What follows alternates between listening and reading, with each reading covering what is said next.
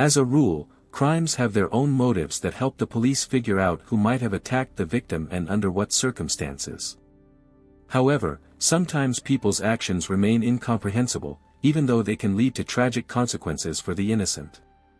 People often face a choice: to devote themselves to their career or family in order to succeed in at least one area of life.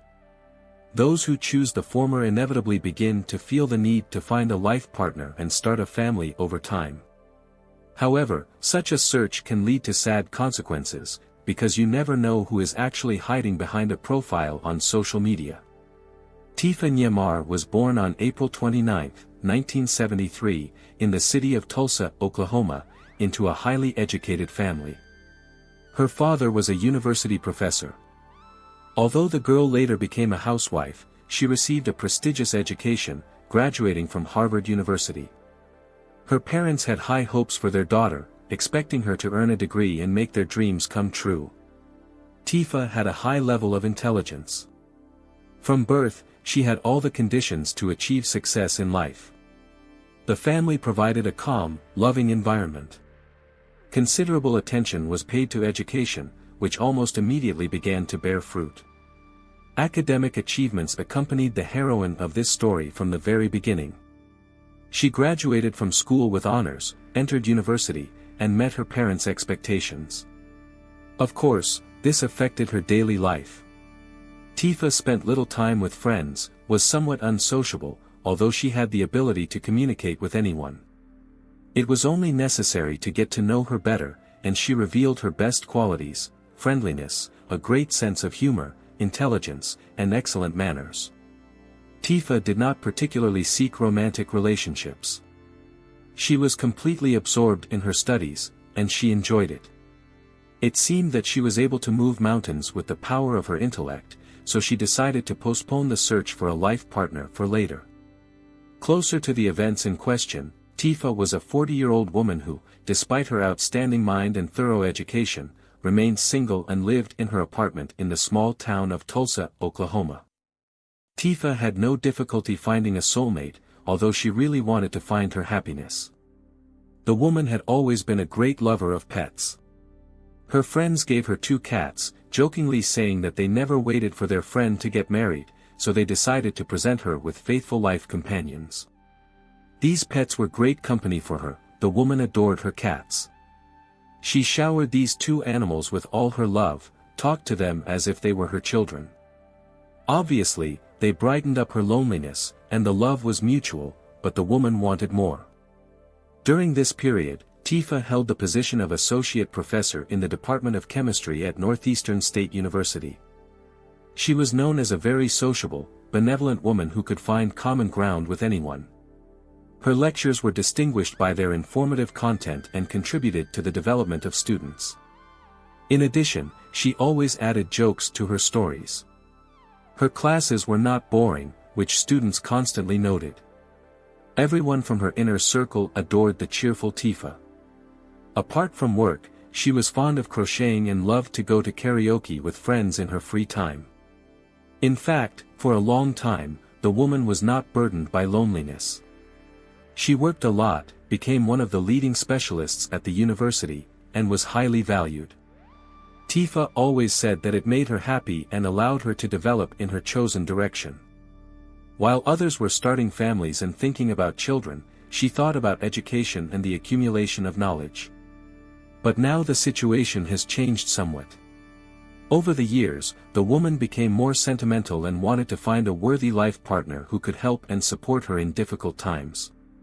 To do this, she created a profile on a dating site, hoping that it would help her meet the very person she had always secretly dreamed of. On May 31, 2013, Sarah, the main character's best friend, suddenly received a message from a colleague at the university where Tifa worked. According to the schedule, the woman was supposed to give a lecture. But Tifa never showed up, which was completely unlike such a responsible person. Before this, she had never been late, let alone missed classes. Regardless of any life circumstances, Tifa always arrived early and was prepared. Such behavior seemed not only strange but also a little frightening. When the head of the department talked to other teachers, it turned out that the heroine of this story had not appeared at work for several days. It all looked too suspicious and caused real alarm. Sarah was very worried about her friend. It was her day off, so the woman decided to check on what had happened to Tifa. No one could reach her during all these days, she did not answer calls, and text messages in messengers remained unread. Sarah had a bad feeling but tried to dismiss the gloomy thoughts. Arriving at her friend's house, she immediately noticed that one of the windows on the second floor had a blackness resembling soot. Tifa's car was not in the driveway, although it always stayed here when the owner was at home. Sarah saw that the small window, which the story's heroine always left open for her cats, was closed. She wanted them to have free access to the outside and back into the house. When Sarah approached the window and looked inside, she noticed Tifa's favorite cat lying motionless on the floor.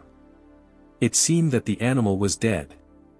The situation was becoming increasingly eerie, so the woman decided to call the rescue service. Not daring to enter the house, she called 911 and asked them to check on her friend, describing all the unusual details that she had noticed.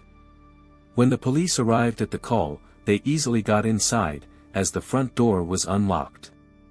A gruesome sight awaited them in the house. Several hotbeds of fire were found, which either went out on their own or someone deliberately extinguished them. However, in some rooms, particularly in the bedroom where the owner's body was found, the flames had managed to gain serious proportions. The woman lay on the bed lifeless. Her body was in a terrible state. Her arms and legs were tied, and her legs, which were closer to the fire, suffered the most severe burns. At first, it seemed that the victim had been strangled, as there was a pillowcase on her head. The body itself was covered with a blanket. Interestingly, apart from the burned legs, there were no other injuries on Tifa's body. The woman should have resisted, but no signs of struggle were found on her arms or body. After examining the crime scene, the police concluded that the fire started in the living room and bedroom. On the first floor, lit towels were placed under the sofa, but the plan did not work, the fire went out. A similar situation occurred in the bedroom, where the perpetrator set fire to the lower part of the bed. The officers who arrived at the scene found out that many items had disappeared from the victim's house: a laptop, a mobile phone, a TV, a karaoke system, and a car. Investigators understood that this was not an accident, and perhaps the criminal's goal was precisely robbery. However, in addition to this, he could have the victim, as indicated by her position on the bed and a suspicious stain on the bed linen. Only an examination could confirm these suspicions. The main version was the assumption that the university lecturer had become a victim of robbery.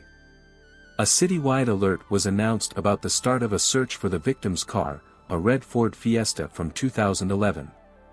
Criminologists immediately began collecting information at the crime scene. Detectives interviewed neighbors and the inner circle of the story's heroine.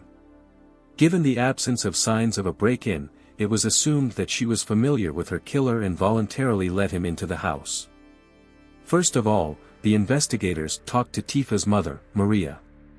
According to her, she last saw her daughter on May 26, 5 days before the body was discovered. That day, the mother picked up her relatives to go to a basketball game together. They had a great time, and in the evening, the story's heroine was going to some meeting but did not go into details. There were no alarming signs or preconditions for subsequent events. Tifa did not look worried, had no problems, and had not received any threats. New data emerged after the completion of the autopsy, which was performed by a forensic expert. He had difficulty determining the cause of death due to the absence of any injuries. Therefore, he suggested that the woman was killed by prolonged oxygen deprivation without the use of significant physical force.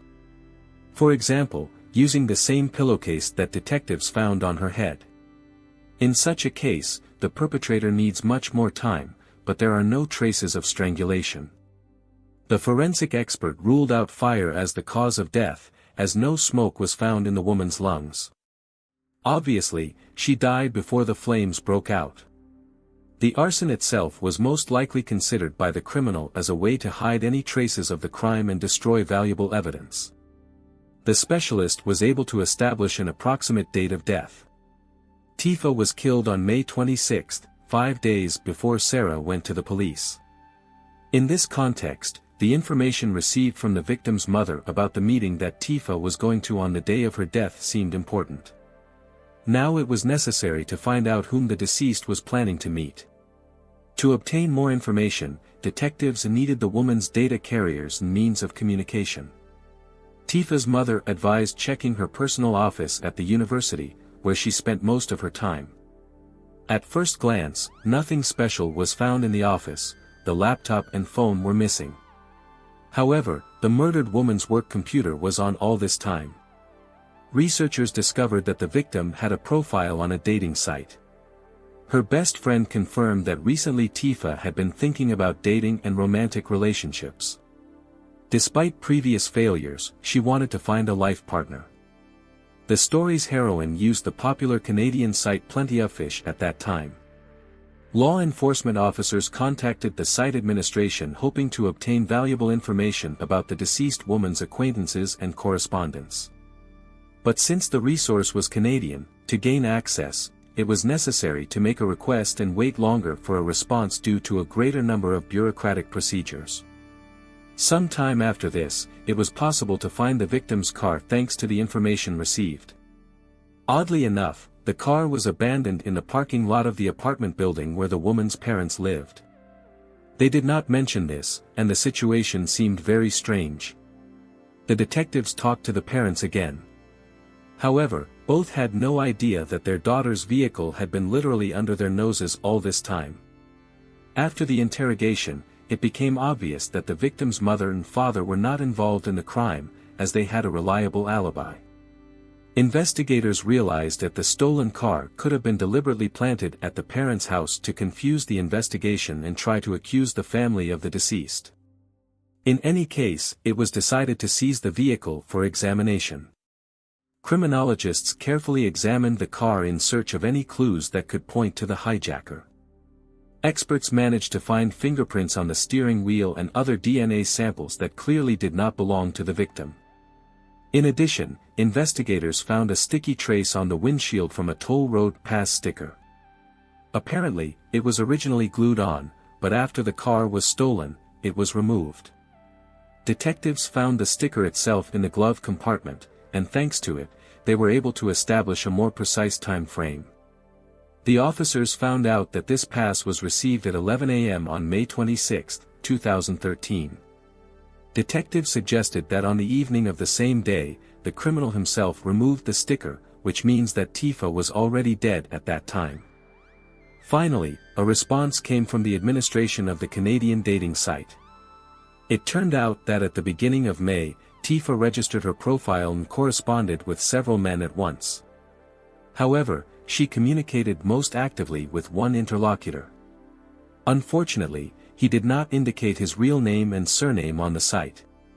His account was called Candyfinder 1980.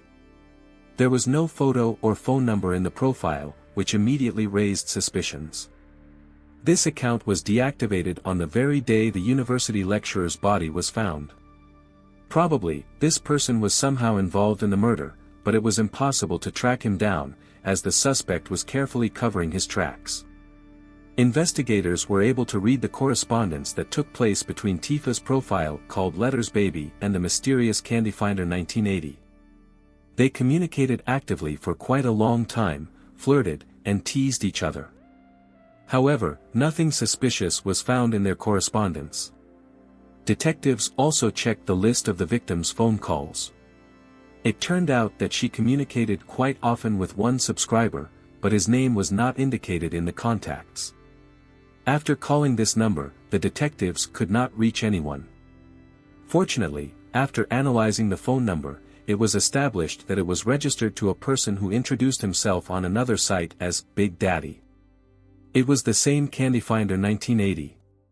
The mysterious criminal indicated one of the buildings in Tulsa as his address, but when investigators arrived there, it turned out to be an abandoned commercial building. Obviously, the suspect was very carefully covering his tracks, trying to hide his true identity, and he was doing it quite skillfully. When the police gained access to Big Daddy's profile, they saw that it was deactivated on May 28, just 2 days after the woman's death. And literally 3 minutes later, this account was re-registered to another user with a new nickname. Since several items disappeared from the victim's house at once, investigators decided to check local pawn shops, as buyers usually require a passport. The hijacker's data could be stored by pawnshop employees and thus fall into the hands of the investigation. Law enforcement officers sent requests to all pawn shops in the city. Soon it became known that a suspicious man actually appeared in one of them and sold things using Tifa's documents. Finally, his identity was established. The main suspect was 33-year-old Joshua Schneider, who lived in Broken Arrow, Oklahoma. Most likely, it was he who was hiding behind the Big Daddy profile and was the same man from the dating site who actively corresponded with the murder victim. It turned out that Joshua was a frequent visitor to police stations. He served a long sentence for car theft, and crimes. In 1999, he was convicted of. After that, at least one incident occurred that was very similar to what happened in Tifa's house. Schneider repeatedly used dating sites, where he looked for victims among trusting and lonely women. He made an appointment and then robbed them. At the same time, Schneider himself lived with his girlfriend and their 2-year-old daughter. Law enforcement officers went to the suspect's address, but he was not there. It was also impossible to contact him, but the police managed to talk to his mother. However, the woman said that she did not know where her son was at the moment. Interestingly, later, when the main suspect was finally detained, a message from his mother was found on his phone. She wrote to him immediately after the police visited the house. In fact, she became an accomplice, as she covered up the alleged killer. In the message, the mother warned Joshua not to return home because law enforcement officers were looking for him. On July 27, 2013, investigators received important information. A friend of the suspect, who wished to remain anonymous, contacted the police department. He reported where Schneider might be hiding and expressed concerns about his involvement in the murder of the university lecturer. The information provided turned out to be true. Several police crews set out to make an arrest. All this provoked a chase. At that moment, the criminal's girlfriend Heather and their 2-year-old child were in his car. The pursuit lasted until a forest near Tulsa. There, the driver suddenly abandoned the car and disappeared, leaving his family to fend for themselves. Joshua was detained only 10 days later. During a search of his backpack, Tifa's mobile phone was found, but even after the arrest, the suspect continued to insist that he had no idea who she was. However, soon her laptop and some other items stolen from her house were found in his possession. All this was stored in the apartment where Joshua lived with his girlfriend and was hidden among her personal belongings. These circumstances gave reason to believe that she could be an accomplice to the crime. Heather was also detained, and their child was placed in the care of social services. DNA testing confirmed the presence of Joshua's biological material on Tifa's bedsheet and on the steering wheel of her car. Now his involvement in the crime was beyond doubt. After that, the alleged criminal and his mother, Karen Griffith, were taken to the police station for questioning. It was obvious that the woman had tried to warn her son about the visit of law enforcement officers and help him avoid arrest. It was also possible that she was more actively involved in the crime. All these conjectures required careful verification. At first, Karen claimed that she did not understand what it was about, but the more she realized the seriousness of the evidence the police had, the more nervous she became. Eventually, she admitted that she had indeed warned her son after the detectives arrived but denied any other involvement. On August 1, 2013, the 33-year-old man was formally charged with the murder of Tifa, robbery, and attempted obstruction of justice. The suspect's girlfriend, Heather, agreed to cooperate with law enforcement, and all charges against her were dropped. She testified against her boyfriend at the court hearings and said that he had confessed to her about killing Tifa. According to her, Joshua tried to hide from the police, endangering the lives of both Heather herself and their daughter. Faced with irrefutable evidence of his guilt, Joshua finally spoke. He claimed that his online communication with Tifa began as ordinary flirting, but on that fatal day, they decided to meet in person. Their date was turbulent. First, they had and then they just talked. Suddenly, when the man confessed that he lived with another woman and child, Tifa allegedly flew into a rage. She began to threaten to tell Heather about their affair. An argument broke out between them, which turned into a fight. Joshua claimed that while defending himself from Tifa's blows, he tried to block her, but miscalculated his strength, and the woman fell, losing consciousness. The man insisted that when he left the crime scene, Tifa was still alive, and the fire started in some way unknown to him. However, the prosecution was convinced that his entire story was a complete lie, which sounded absolutely implausible. In 2015, the prosecution was able to fully reconstruct the chronology of events and formulated the final charges. On May 26, Tifa went to a baseball game with her parents, after which she went to meet with Joshua. On the evening of the same day, she picked up her boyfriend in her car, and they went to her home together. There, the man tied up the woman, her, and then strangled her. The detainee himself insisted that Tifa had voluntarily agreed to, but experts believed that this was not true. It is unclear what exactly prompted the criminal to commit the murder, but after that, he robbed the victim's house. It was then that he tried to burn down the dwelling along with all the material evidence. Fortunately, the perpetrator fled before he could make sure that the arson was successful, so his plan failed. Obviously, the fire was deliberately started in the victim's bedroom. Another hotbed of fire was found in the living room, but this arson attempt was less successful. Instead, the fire in the bedroom managed to seriously disfigure the woman's body. Schneider succeeded in causing significant damage, which greatly complicated the work of experts. While fleeing the crime scene, he also stole Tifa's car, which he later left near the residential complex where the victim's parents lived. Apparently, this was done in order to confuse the investigation. In addition, detectives found out that Schneider had sold some of the stolen items through pawn shops. Some of these items were returned to the relatives of the deceased. The court appointed a lawyer for the suspect who tried to get a shorter prison term for his client. The defender insisted that Joshua had committed his first serious crime at the age of 18 when he was still an immature person who had fallen under bad influence. The lawyer also claimed that as a child, the defendant had suffered from violence at the hands of his father. However, against the background of the brutality of the murder committed, all these arguments sounded unconvincing. The criminal had clearly tried to cover his tracks and hide from justice, demonstrating a considerable danger to society. Moreover, throughout the entire trial, he showed no signs of remorse or compassion, remaining indifferent. In the end, the jury found Joshua guilty on all charges. He was sentenced to life imprisonment without the possibility of parole for murder, as well as 2 additional life sentences for and theft. All these sentences were to be served consecutively. The prosecution also told the jury about Schneider's previous convictions and another murder to which he might have been connected. It was about a woman named Martha, whom the convict had met via the internet shortly before she was found dead in her own home. At that time, the perpetrator could not be traced, but now, given the similar modus operandi, the investigators had strong grounds to believe that Joshua was involved in that murder as well. Despite the verdict, the convict continued to insist on his innocence.